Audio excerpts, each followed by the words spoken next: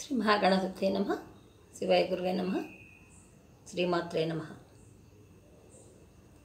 అంబా శాంభవి చంద్రమౌళిరబల పర్ణా ఉమా పార్వతీ కాళీ హైమవతి శివా త్రినయని కాత్యాయని భైరవి సావిత్రీ నవయవ్వన శుభకరి సామ్రాజ్యలక్ష్మీ ప్రదా చిద్రూపీ పరదేవత భగవతి శ్రీరాజరాజేశ్వరి. ఆ యొక్క లలితా పరాభట్టారిక శ్రీ రాజరాజేశ్వరికి మనం ఒక్కసారి నమస్కారం పెట్టుకుని తదుపరి నామంలోకి వెళ్దాం. అయితే ఈ లలితా సహస్రాన్ని కేవలం ఒక నామంగానో ఒక స్తోత్రంగానో అలా ఎప్పుడు కూడా చూడకూడదు. ఎందుకంటే ఇందులో విశేషమైనటువంటి అర్థాలు ఉన్నాయి. మనం సంకల్పంలోనే చెప్పుకున్నాం, బీజాక్షరాలతో సహా ఉంటుంది అది. ప్రతి అక్షరము ఒక మంత్రమే, ప్రతి నామము ఒక మంత్రమే, ప్రతి నామము ఒక యంత్రమే, ప్రతి వాక్యం కూడా తంత్ర రహస్యానికి సంబంధించిన బట్టి ఇలా రకరకాలుగా ఉంటుందన్నమాట. ఇందులో మంత్రము, యంత్రము, జపము, రకరకాల విన్యాసాలు కలిగినటువంటి రహస్యమైనది. ఎందుకన్నారు? జపం మాత్రమే రహస్యంగా చేస్తాం. స్తోత్రము పాట అయితే పైకి పాడుకుంటాం, కానీ ఇది అన్ని రకాలుగా చేయటానికి అర్హమైనది. మనం రుద్రం చెప్పుకున్నాం, రుద్రం కూడా అంతే కదండి. మనం జపం చేయొచ్చు, పారాయణ చేయొచ్చు, స్తోత్రం చేయొచ్చు, అభిషేకం చేయొచ్చు, హోమం చేయొచ్చు, ఇలా రకరకాలుగా ఉంది రుద్రుడి యొక్క ప్రక్రియలు. ఇక్కడ అమ్మవారిది కూడా అంతే. యంత్రము, తంత్రము, మంత్రము 3 కలిపి ఉంటుందన్నమాట. సాధన. ఇన్ని అక్షరాలు పలకలేము, నామాలు స్తోత్రం చేయలేని వాళ్ళు అక్షర రూపుడైనటువంటి ఆ యొక్క అమ్మవారిని, అంటే ఆ దగ్గర నుంచి క్ష వరకు ప్రతిరోజు కరెక్ట్గా అక్షరాలు పలుకుతూ ఉంటే ఖచ్చితంగా కొన్నాటికి అక్షర సిద్ధి ఏర్పడుతుంది. అక్షర సిద్ధి ఎప్పుడైతే ఏర్పడుతుందో అప్పుడు మనం ఎంతటి కఠినమైనటువంటి అక్షరాలను కూడా పలకగలుగుతాం. ఎందుకంటే ఈ మధ్య చాలామంది చెప్తున్నాను, నిన్న కూడా చెప్పాను, అక్షరాలు సరిగ్గా పలకటం లేదు. సగం సగం పలకటం, మింగేసేయటం, ఒత్తులు తీసేయటం, లేని చోట ఒత్తులు పెట్టడం, ఒత్తు ఉన్న చోట ఒత్తు తీసేయటం, ఇలా చేస్తున్నారు. కాబట్టి ముందు అక్షర సాధన చేసినట్టయితే ఆ దోషం పరిహరింపబడుతుందన్నమాట. ఆ దోషం పోతుంది. ఇక్కడ నిన్న మనం చెప్పుకున్నాం, నవచంపక పుష్పాభ నాసాదండ విరాజిత తారాకాంతి తిరస్కారి నాసాభరణ భాసుర కదంబ మంజరీ క్లుప్త కర్ణపూర మనోహర తాటంక యుగుళీభూత తపనోడుపు మండల. నిన్న ఇక్కడ దాకా మనం చెప్పుకోవడం జరిగింది. ఇవాళ పద్మరాగ శిలాదర్శ పరిభావి కపోలభు. పద్మరాగ శిలాదర్శ పరిభావి కపోలభు అంటే మనం ఇక్కడ అమ్మవారి సౌందర్యాన్ని, అమ్మవారిని మనం వర్ణిస్తున్నాం. వర్ణన కూడా కాదు, ఏమంటారా, మనం ఒక దృశ్యం, అమ్మవారి దృశ్యాన్ని తెచ్చుకోవటం కోసం అని చెప్పి అమ్మ ఇలా ఉంటాయి, అమ్మ నేత్రాలు ఇలా ఉన్నాయి, అమ్మ పాలభాగం ఇలా ఉంది, అమ్మ పెట్టుకున్న తాటంకాలు ఇలా ఉన్నాయి, అమ్మ పెట్టుకున్న ముక్కు పుడక ఇలా ఉంది, ఇనబింబం అనిపించు ఆవిడొక కుంకుమ ఇలా ఉంది, ఆవిడొక ముక్కు ఇలా ఉంది అని మనం ఊహించుకుంటూ ఒక మానసికంగా ఒక చిత్రపటాన్ని మనం తయారు చేసుకుంటున్నాం. అంటే అమ్మవారి విగ్రహాన్ని మనం దర్శిస్తున్నాం. ఓహో, అమ్మ ఇలా ఉంది, ఈ రంగులో ఉంది, ఇలా ఉంది అని మనం వర్ణన చేసుకుంటూ వస్తున్నాం అమ్మవారిని. ఆ యొక్క మనసులో ఏర్పడినటువంటి రూపం ఏదైతే ఉందో దాన్ని ధ్యానం చేయాలి. అది చాలా గొప్పది. అన్ని స్తోత్రాలకి, అన్ని మంత్రాల కన్నా కూడా ఎక్కువ ఫలాన్నది ప్రసాదిస్తుందన్నమాట. అమ్మవారికి మనని చాలా దగ్గరగా చేరుస్తుంది. ఎందుకంటే మనసుకు దగ్గరగా వచ్చినప్పుడు మనం కూడా అమ్మవారి మనసుకు దగ్గరగా వెళ్తాం. ఆవిడ అనుగ్రహానికి మనం పాత్రులు అవుతాం అన్నమాట.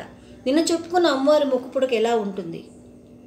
ఆవిడ ముక్కు పుడక పెట్టుకోవటం వల్ల మన విశ్వంలో ఏమేమి మార్పులు జరుగుతున్నాయి మనం తెలుసుకున్నాం. అలాగే ఇవాళ పద్మరాగ శిలాదర్శ పరిభావి కపోలభు అంటే ఇక్కడ కపోలభు అంటే ఈ 2 చెక్కిళ్ళు, చెంపలు, అమ్మవారి యొక్క చెంపలు అన్నమాట. ఎలా ఉన్నాయి? పద్మరాగమణులు ఏ రంగులో ఉంటాయో ఆ వర్ణంలో ఉన్నాయి. మణికి ఏంటంటే మెరుపు ఉంటుంది, అందం ఉంటుంది, రంగు ఉంటుంది, చక్కగా చూడటానికి బాగుంటుంది, నున్నగా ఉంటుంది. కానీ మెత్తదనం అనేది ఉండదు. పద్మరాగమణులకి మెత్తదనం అనేది ఉండదు, చూడటానికి బాగుంటాయి అంతే. కానీ ఇక్కడ అమ్మవారి చాలా మెత్తగా సున్నితంగా శుతిమెత్తగా నున్నగా ఉన్నాయన్నమాట అమ్మవారివి. మొటిమలు లేవు, మచ్చలు లేవు, ఎటువంటి మచ్చ లేకుండా చక్కగా పద్మరాగ మణులలాగా పద్మం వర్ణంలో ఎలా ఉంటుందో అలా లేత రంగు కలిగి చక్కగా విశాలమైన చెంపలు, కపోలాలు కలిగినది. ఎందుకు అలా ఉంది అమ్మవారు? పద్మరాగాలతో ఎందుకు పోల్చారు అంటే పద్మం కోమలంగా ఉంటుంది, ఇక్కడ అమ్మవారి ముఖం కూడా కోమలంగా ఉంటుంది. పద్మిని పద్మహస్తే పద్మముఖి పద్మనేత్రి పద్మదళాయతాక్షి అని పద్మంతోనే ఎందుకు పోలుస్తున్నారంటే పద్మానికి మంచి రూపము, సుకుమారము, సున్నితత్వము, సుగంధము ఇవన్నీ కలిగి ఉంటాయి. పద్మరాగమణికి ఇవేవి ఉండవు, గట్టిగా అందంగా కాంతులింతూ ఉంటుంది అంతే. కానీ అమ్మవారు ఈ రెండిటి లక్షణాలని కలిగి ఉన్నదన్నమాట. ఎందుకుని అంటే నిన్న నామంలో మనం చెప్పుకున్నాం, తాటంక ఇగళి భూత తపనోడుప మండల. ఆ విధంగా అమ్మవారు ఈ ధ్యాన శ్లోకంలో కూడా మనం చెప్పుకున్నాం, అరుణాం కరుణా తరంగితాక్షీం. కరుణ వర్షిస్తూ ఉంటుంది అరుణవర్ణంలో. ఆవిడ నేత్రాలు కూడా కలిగి ఉండి మన చక్కగా మన మీద ఆవిడ ఆప్యాయత, ప్రేమ, అనురాగం, వాత్సల్యం మన మీద కురిపిస్తూ ఉంటుందని మనం చెప్పుకున్నాం.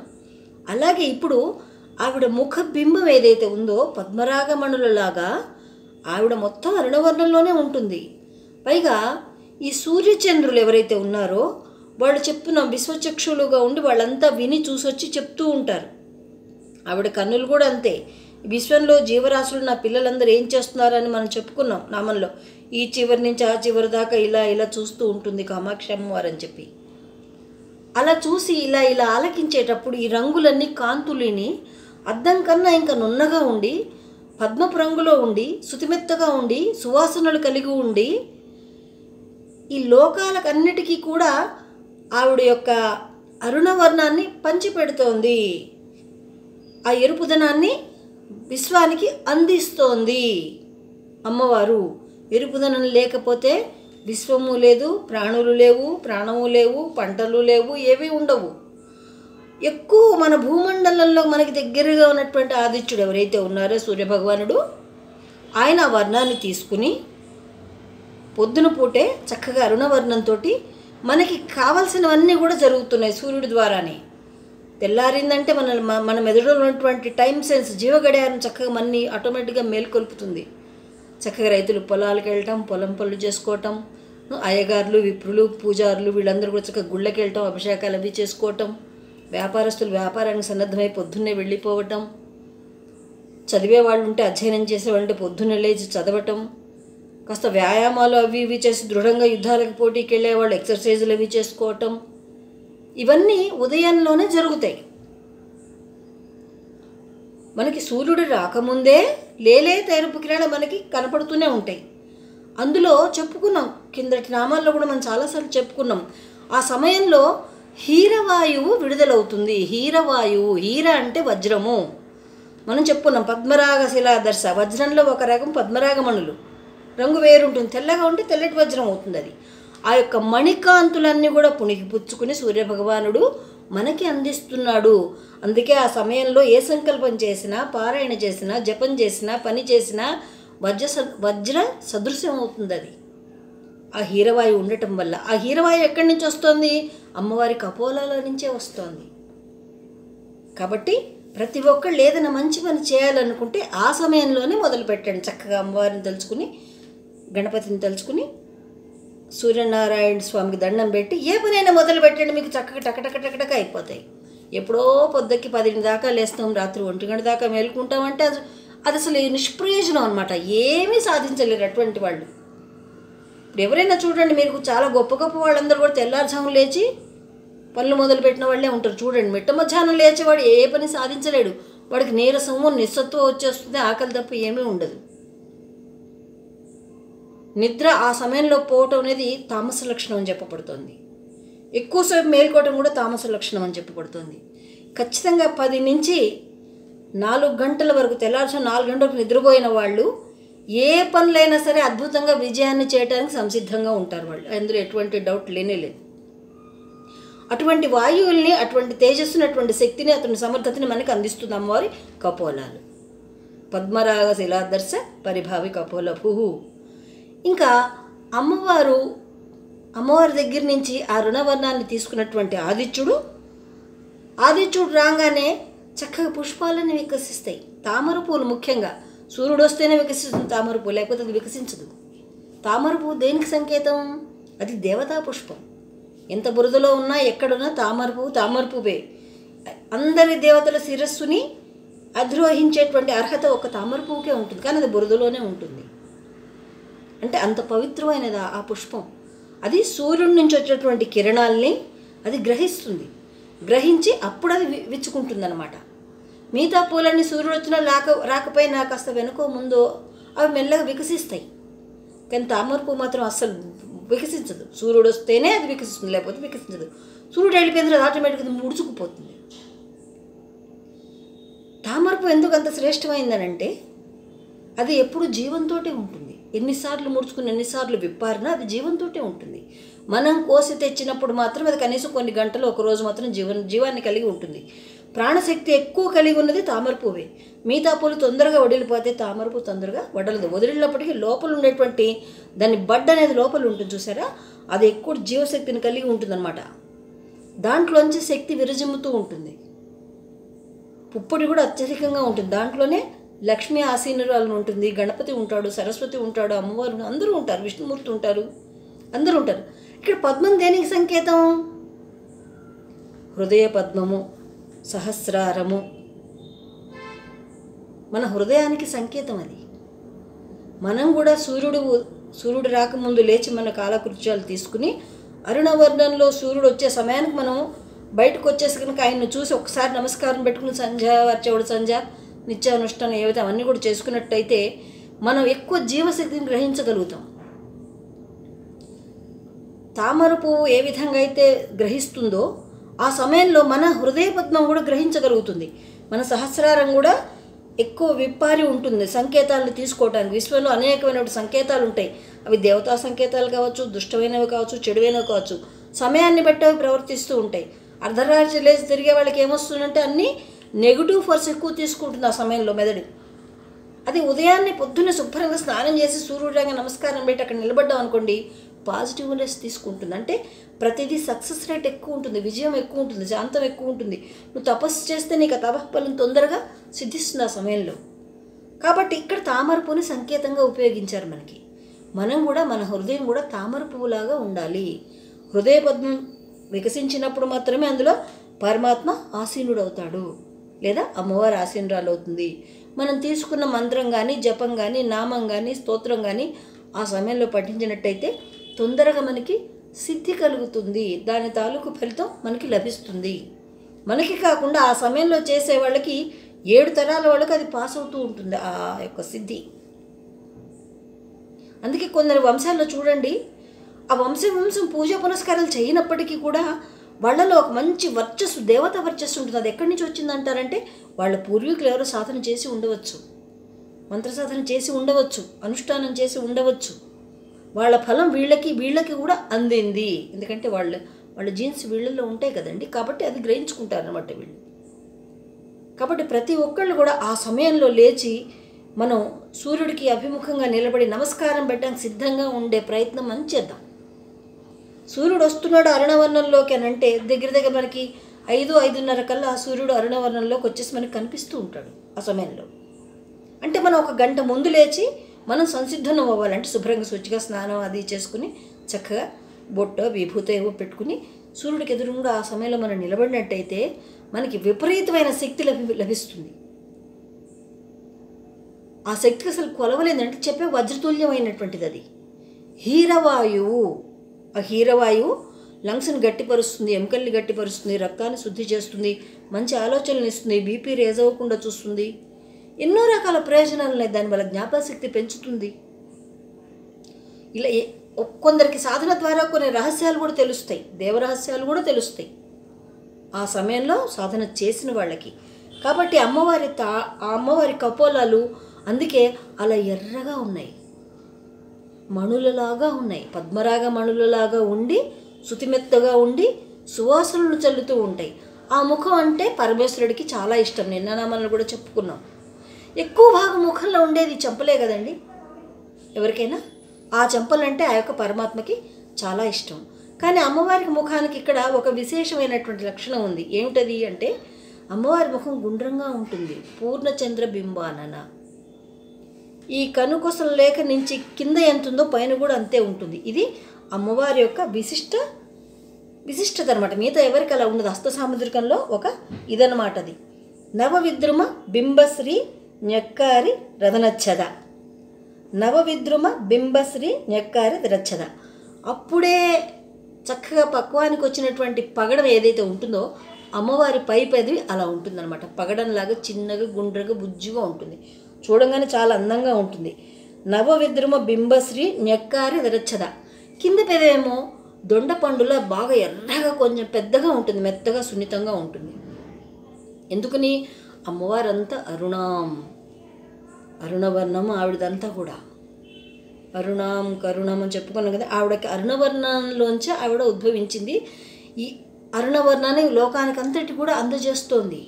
ఈ నామాన్ని ఎవరైతే ఊహించుకుంటూ ఇమాజిన్ చేసుకుంటూ మనం కూడా ఆ అరుణవర్ణంలో మునిగి తేలుతున్నట్టు కనుక భావించి ధ్యానం చేస్తే వాళ్ళంత అదృష్టులు ఇంకెవరూ ఉండరు. ఇందులో శ్రీ విద్య ఉపాసన చక్రార్చన చేసిన ఫలితాలు ఏవైతే ఉంటాయో అవన్నీ కూడా వీళ్ళకి లభిస్తాయంటంలో ఎటువంటి సందేహం కూడా అవసరం లేదు. అనలేని వాళ్ళు వినండి, విని అర్థం చేసుకునే ప్రయత్నం చెయ్యండి. ఏం చూస్తానులే ఏం చేస్తానులే అన్నట్టు ఉండొద్దు. అవిద్యానామంతఃతిమిరమిహిరద్వీపనగరీ జడానాం చైతన్యస్తబక మకరందశ్రుతిఝరీ దరిద్రాణాం చింతామణిగుణనికా జన్మజలధౌ నిమగ్నానాం దంష్ట్రామురరిపువరాస్య భవతి. ఆ అమ్మవారి ముఖంలో ఆ పద్మరాగ మణుల్లో లాగా దగదగలాడిపోతున్నటువంటి ఆ యొక్క అమ్మవారి ముఖంలో అయ్యవారు తన ముఖాన్ని చూసుకుని ఆనందపడుతున్నాడు. అయ్యవారు ఎలా ఉంటారండి? తెల్లగా ఉంటారు. అమ్మవారు ఎలా ఉంటుంది? పసుపచ్చగా ఉంటుంది. ఈ రెండు వర్ణాలు కలిపితే లేత గులాబీ రంగు వచ్చింది అమ్మవారికి ముఖానికి. అందుకే పద్మరాగమణుల్లాగా ఆ అమ్మవారు భాసిస్తోంది. ఎర్రటి ఎరుపుని ఎవరైతే ఇలా దర్శించి ఊహించి చూసి నమస్కారం పెడుతున్నారో వాళ్ళలో ఉన్నటువంటి అజ్ఞానం అంతా కూడా తొలగిపోతుంది.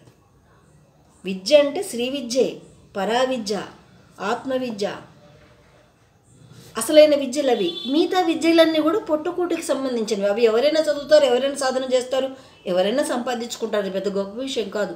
ఇవి మాత్రమే గొప్ప విషయాలు. వాళ్ళ అజ్ఞానాన్ని పటాపంచలు చేసేస్తుంది అనమాట. జడుడు మూఢుడు శఠుడు అంటే వాడికి చెప్పినా అర్థం కాదు, ఎన్నిసార్లు చెప్పినా వినడు, అసలు కూర్చోడు. అటువంటి వాళ్ళలో కూడా మార్పు తెస్తుంది. వాడిని పండితుడిలాగా తయారు చేస్తుంది అమ్మవారు. కాళిదాసు ఉదంతం మనకు తెలిసిందే కదండి. ఎంత మూర్ఖుడు కాళిదాసు, జటుడు గదవాడు, అక్షరం ముక్కొచ్చా, కానీ మహాపండితుడిని చేసింది అమ్మవారు.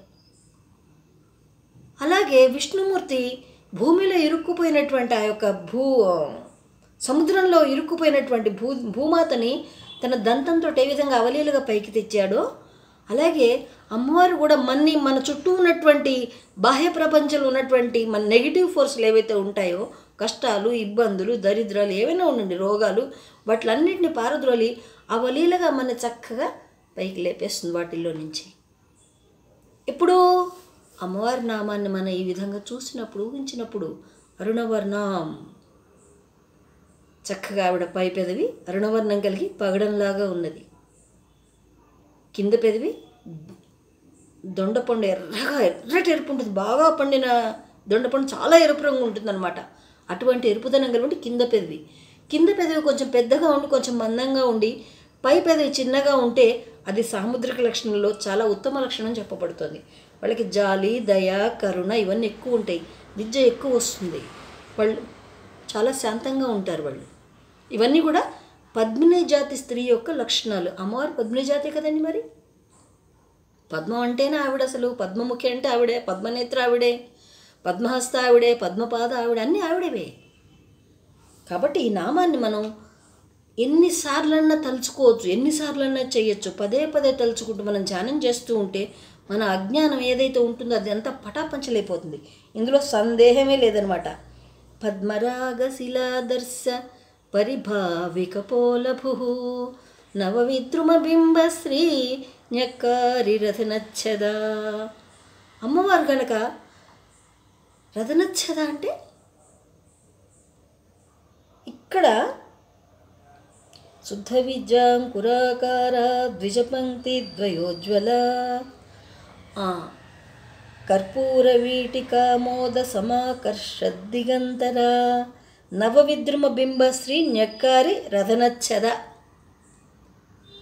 శ్రీ విద్య తెలిసిన రహస్యంగా ఉన్నటువంటి శ్రీ విద్యని ఎరిగిన వాళ్ళకి మాత్రం ఆ రహస్యం తెలుస్తుంది. అది తెలియని వాళ్ళకి అమ్మవారికి మనకి మధ్యలో ఒక తెర లాంటిది అడ్డం ఉంటుందిట. ఈ నామాన్ని చేయగా చేయగా చేయగా శ్రీ విద్యాతత్వం ఏదైతే ఉందో అది బోధపడుతుంది, అవగాహనకు వస్తుంది, అమ్మవారే ప్రసాదిస్తుంది. అప్పుడు మనలో ఉన్న అజ్ఞానం తొలగిపోతుంది.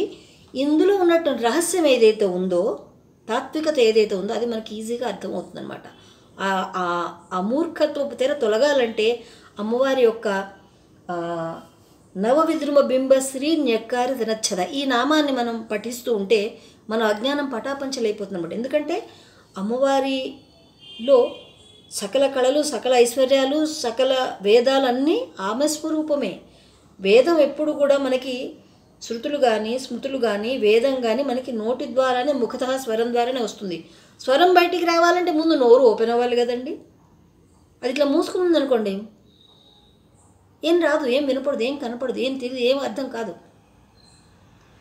ఏం మనకు అర్థం కాదు. అందుకని అవగాహనకి రావాలి అంటే, ఆవిడ తత్వం మనకి బోధపడాలి అంటే, రహస్యం విడిపోవాలంటే ఈ నామాన్ని మనం ఎక్కువగా ఉచ్చరించగలగాలంటే పారాయణ చేసుకోవచ్చు, జపం చేసుకోవచ్చు, మంత్రం చేసుకోవచ్చు, దీన్ని అనుష్ఠానం కింద చేసుకోవచ్చు. నవవిద్రుమ బింబశ్రీ న్యక్కారి రథనచ్చద. ఆ వాతెర, ఆ తెర అన్నది ఎందుకు పోవాలి అంటే శుద్ధ విద్యాంకురాకార ద్విజపంక్తి ద్వయోజ్వల కర్పూర వీటికామోద సమాకర్షద్దిగంతర. శుద్ధ విద్యాంకురాకార ద్విజపంక్తి ద్వయోజ్వల. వేదం చదివేటప్పుడు వేదము శుద్ధ విద్య అనబడుతుంది. స్తోత్రాలు రావాలండి, పారాయణ వస్తుంది, సూక్తాలు వస్తాయి ఇందులోకి. ఎగ్జాంపుల్కి శ్రీ సూక్తం కూడా తీసుకోవచ్చు. శ్రీ సూక్తము, అగ్ని సూక్తము, లక్ష్మీ సూక్తము, దుర్గా సూక్తము, అన్న సూక్తము, సరస్వతి సూక్తము, విద్యా సూక్తము, ఇలా రకరకాలైనటువంటి సూక్తాలు ఉన్నాయి మనకి. ఇవన్నీ కూడా వేదానికి సంబంధించినవి. వేద విధులు మాత్రమే వీటిని అధ్యయనం చేస్తారు. అయితే వేదాధ్యయనం, వేద పఠనం చేసేటప్పుడు ఒక ప్రక్రియను అవలంబిస్తారు. ఏంటంటే 32 మంది ఉండాలి. వేద సభ జరుగుతున్నప్పుడు అటు 16 మంది, ఇటు 16 మంది ఉంటారన్నమాట. 32. మన పళ్ళు కూడా నోట్లో ఎన్ని ఉంటాయండి? 32. ఈ 32 మంది కూడా ఏంటంటే ఒకేసారి ఏకకంఠంతో ఘన జట మనకి పారాయణ చేస్తూ ఉంటారు. గాయత్రి మంత్రం కావచ్చు, రుద్రపారాయణ కావచ్చు, సూక్తాలు కావచ్చు, ఇంకా అధర్వణ వేదం కావచ్చు, సామవేదం కావచ్చు, యజుర్వేదం కావచ్చు, ఏ వేదమైనా సరే వేద పఠనం చేయాలంటే ఇది శాస్త్ర నిబంధన. ఇది నేను ఒక్కడనే వస్తా, ఒక్కడనే చేస్తా అంటే కుదరదు. ఇది వేదాధ్యయన నిబంధన. అమ్మవారి పలువరస ఏవైతే ఉన్నాయో అది ఒక్కొక్కటి ఒక్కొక్క ద్విజుడితో సమానం. ద్విజుడు ఎప్పుడవుతున్నాడు? 2వ జన్మ ఎత్తినవాడు ద్విజుడు అని, ద్విజ, రెండోసారి పుట్టినవాడు. ఎవరు రెండోసారి పుట్టేది అంటే మనం ఒకసారి పుట్టిన వాళ్ళమే కదండి. అంటే ఎవరైతే ఉపనయనాది సంస్కారాలు తీసుకుని వేదాధ్యయనం చేస్తున్నారో వాళ్ళని ద్విజులు అంటారు. అంతకుముందు ఉన్న జన్మ ఒకటి. ఎప్పుడైతే మనకి ఉపనయనం అయిందో, వేదాధ్యయనం మొదలుపెట్టామో, సంధ్య వార్చటం, అనుష్ఠానం చేస్తూ వేదాధ్యయనం చేస్తున్నామో అది 2వ జన్మ కింద లెక్క. వాళ్ళని ద్విజులు అంటారు. వాళ్ళే విప్రులు అంటారు. వాళ్ళే వేద పండితులన్నా వాళ్ళే. మిగతా పౌరహిత్యం చేసేవాళ్ళు ఈ కోవలోకి రారు. వేద పండితులు మీరిచ్చే దానాలు పట్టుకోరు, మీరిచ్చే ధర్మాలు కూడా వాళ్ళు ముట్టుకోరు. వాళ్ళకి ఇచ్చేది ఏంటంటే దక్షిణ రూపంలో ఇచ్చుకోవాలి. వేద పండితులకి అసంఖ్యాకమైనంగా ఇవ్వాలి. అది కూడా ఒక పళ్ళెంలోనే ఎందులోనే పెట్టి వాళ్ళకి ఇవ్వాలి తప్ప ఇట్లా దానం ఇస్తున్నట్టుగా ఇస్తే వాళ్ళు ముట్టుకోరు. మిమ్మల్ని ముట్టుకోరు అసలు. దూరంగానే ఉండి ఇవ్వాలి. కొన్ని నియమాలు ఉన్నాయి వేద పండితులకు, చాలా నియమాలు ఉన్నాయి. పురోహితులకు అవే ఉండవు. ఏరుకునే తీసుకుంటారు, చేతికిస్తే చేతికి తీసుకుంటారు, ఏది ఇస్తే అది తీసుకుంటారు. ఇంకా ఇంకా ఒక రకం బ్రాహ్మణులు ఉంటారు, వాళ్ళు మేకిచ్చిన తీసుకుంటాడు, బంగారు ఇచ్చిన తీసుకుంటాడు, దూదిచ్చిన తీసుకుంటాడు. సరే, మనం బ్రాహ్మణులు ఇప్పుడు విమర్శించక్కర్లేదు కాబట్టి. శుద్ధ విద్య అంకురాకార ద్విజపంక్తి ద్వయోజ్వల. ఆ విధంగా వేద పండితులు వేదాన్ని సుస్వరంగా చక్కగా పఠనం చేస్తూ ఉంటే ఎట్లా ఉంటుందో అమ్మవారి పలువరుస అలా ఉంటాయి. అమ్మవారి పలువరుసల్లోంచి వేదధ్వని వస్తుంది. ఆవిడ నోరు తెరిస్తే పైనామంలో చెప్పుకున్నాం, నవవిధమ బింబశ్రీ నెక్కారది నచ్చద. ఆవిడ నోరు విప్పిందంటే, ఆ అడ్డం తొలగిపోయిందంటే సకల వేదాలు, సూక్తులు, సూత్రాలన్నీ కూడా మనకి చక్కగా అధ్యయనానికి వస్తాయన్నమాట అనుగ్రహం ఉంటే. ఆ విధంగా అమ్మవారి పలువరుస ఉన్నది. కాబట్టి అమ్మవారి ముందు పై పేదవి పగడము, కింద పేదవి దొండపండుతో మనం ఊహించుకుంటూ ఆ అమ్మవారికి మనకి ఉన్నటువంటి అజ్ఞానం ఏదైతే ఉందో అది మనం తొలగించుకోగలిగితే, ఆవిడ అనుగ్రహం ఉంటేనే తొలగుతుంది, లేకపోతే తొలగదు. అప్పుడు అమ్మవారి నోరు మనకి వికసించి కనపడుతుంది. ఆ నోట్లో ఈ వేదధ్వనులన్నీ మనకి శుభ్రంగా వస్తూ ఉంటాయి అన్నమాట. చూసారు ఎంత చక్కటి నామం అండి, ఒక్కొక్కటి ఎంత చక్కటి నామం. ఇంకా ఎన్ని రహస్యాలు ఉన్నాయో ఇందులో మనం చెప్పడం చాలా కష్టం. శుద్ధ విద్య అంకురాకార ద్విజపంక్తి ద్వయోజ్వల. ఒక్కొక్క వేద విద్యకి ఒక్కొక్క అంకురం కావాలి. అంకురం లేనిది ఏ విద్య కూడా రాదు.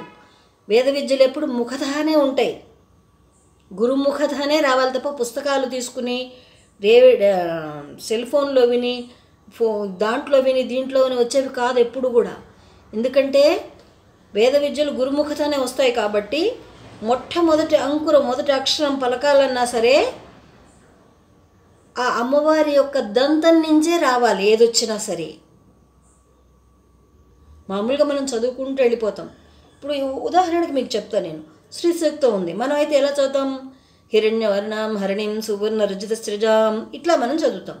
కానీ ఒక వేద పండితుడు చదవాలంటే అది వేరేలాగా ఉంటుంది. ఎందుకంటే వాళ్ళు అంకురం అంటే మూలల్లోంచి చదువుని తీసుకొస్తారు. ఎక్కడ నాభిలోంచి వాళ్ళు స్వరాన్ని తీసుకొస్తారు బయటికి అన్నమాట. హిరణ్యవర్ణాం హరిణీం సువర్ణ రజత సృజాం చంద్రాం హిరణ్మయీం లక్ష్మీం జాత వేదో మమావహ. అలా ఆ స్వరాన్ని ఇంకా పెంచుకుంటూ వెళ్తారు. ఈ స్వరం ఎప్పుడైతే పెరిగిందో ఆ స్వరం యొక్క తరంగాలు వెళ్ళి వెళ్ళి వెళ్ళి ఎక్కడ ఏ దేవతను మనం అర్చిస్తున్నామో ఆ దేవతకి మన ప్రకంపనాలు వినపడతాయి. అప్పుడు ఆ మంత్రాధిష్టాన దేవత యాక్టివేట్ అయ్యి మనని ఏ సంకల్పంతో చేస్తున్నామో దాన్ని మనం అనుగ్రహిస్తుంది. వేదం యొక్క రహస్యం ఇది. ఇవాళ రోజున బ్రాహ్మణులు అందరినీ తిడుతున్నారు కదండి. బ్రాహ్మడు ఏమి లేదు, గంట కొడతాడు, రూపాయి అడుక్కుంటాడు, పళ్ళెం పడతాడు, దానాలు పడతాడు, ఏ పని చేయడు, సమాజానికి ఉపయోగం లేని వ్యక్తి అంటున్నారు కదండి. ఒకానొకప్పుడు మ్లేచ్చులు తెల్లవాళ్ళు భారతదేశం మీదకి యుద్ధానికి వచ్చినప్పుడు మనం వేదాలని మిగతా వాటిని చాలా కోల్పోయాం. కానీ ఈ యొక్క బ్రాహ్మణోత్తములు వేదోత్తములు మాత్రం వాళ్ళ కంఠంలో విద్యలన్నీ నిలుపుకున్నారు.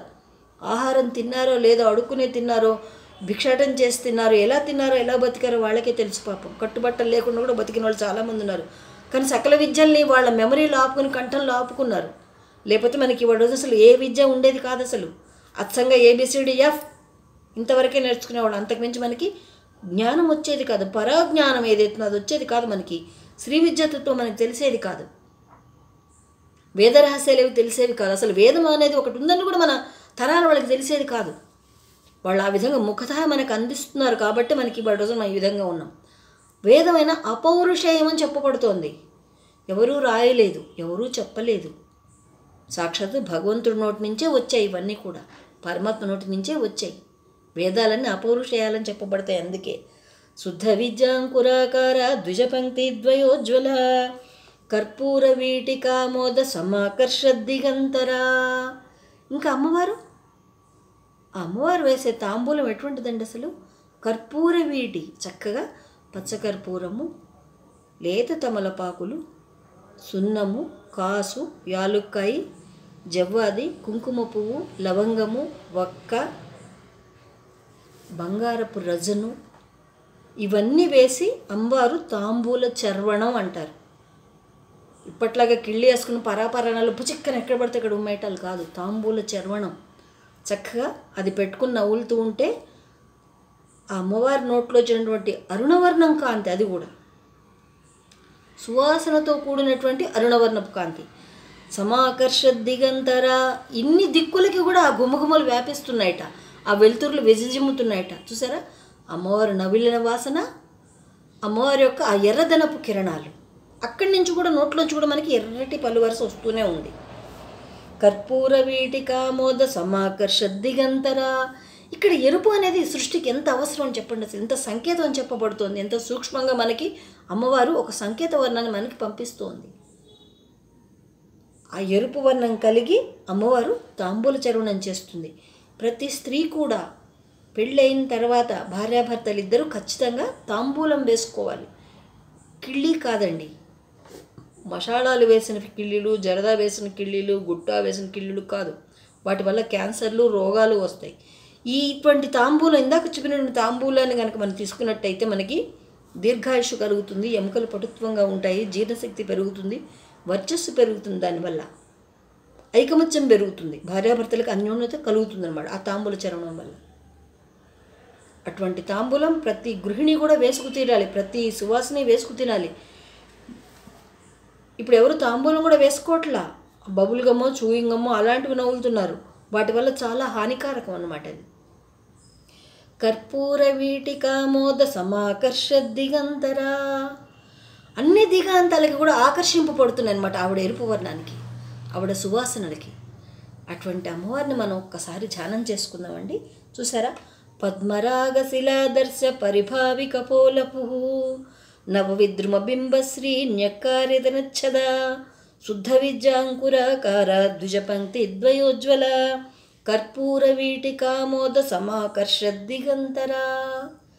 ఆ అమ్మవారిని ఒక్కసారి, అమ్మవారి చెంపలని, అమ్మవారిని తాటంకాలని, అమ్మవారి పెదవులని, అమ్మవారి పలువరుసని, అమ్మవారి తాంబూల చర్వణాన్ని ఇలా ఊహించుకుంటూ ఊహించుకుంటూ ఊహించుకుంటూ ఉంటే చక్కగా మనకి అమ్మవారి రూపం చక్కగా మనకి దర్శనమై తీరుతుంది. శ్రద్ధగా వింటే ఎన్ని పనులున్నా సరే పక్కకు పెట్టి వినేదే శ్రద్ధ. ఆ పనుంది రేపు చూద్దాం, ఈ పనుంది రేపు తర్వాత చేద్దాం, ఇప్పుడు నాకు ఖాళీ లేదనుకునే వాడికి శ్రద్ధ లేదు అని అర్థం. లేదా నేను బిజీగా ఉన్నా, నాకు వీలు లేదంటే శ్రద్ధ లేదు. శ్రద్ధ ఎప్పుడు వస్తుంది? ఇది చాలా ముఖ్యమైనది, మిగతా పనులన్నీ ముఖ్యం కాదు అనుకున్నప్పుడు మిగతా పనులు పక్కకు పెట్టి ఎంత శ్రద్ధగా వింటామో అటువంటి వారికి, అంత శ్రద్ధగా విన్న వారికి ఆ అమ్మవారు ఖచ్చితంగా దర్శనమై తీరుతుంది, దర్శనమిస్తుంది. ఇది ఈ నామాలు ఊరికే స్తోత్రం చెప్పుకుంటూ వెళ్తాను దేవుడు అనుకుంటున్నారు కదా, మీరు పొరపాటు. ఇది మనన యజ్ఞం, వినేవాళ్ళది శ్రవణ యజ్ఞం. మీకు యజ్ఞఫలం ఖచ్చితంగా లభిస్తుంది. ఇందులో ఎటువంటి ఇది లేదు, ఎవరు చూసినా చూడకపోయినా నేను చెప్పుకుంటూనే వెళ్తా. ఎందుకంటే నా యజ్ఞం నేను చేసుకోవాలి కదండి, అందుకని. మరి మీ యజ్ఞం మీరు చేయడానికి మీరు సిద్ధంగా ఉన్నారా? ఆలోచించుకోండి. జై హింద్, మేరా భారత్ మహాన్.